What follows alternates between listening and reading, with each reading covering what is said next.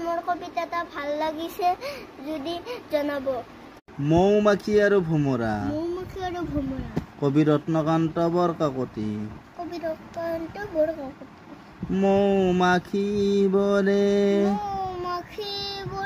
কাম কৰি ফুৰে। ফলে ফুলে উৰি ফুল ৰকাৰি গাই গুণ গুণ গুণ। ভোমোৰাৰ হাই একো কাম নাই। ভো ভো কৰি ঘূৰি থাকে। পৰি খুন্দা খায় হয় ঘূণ।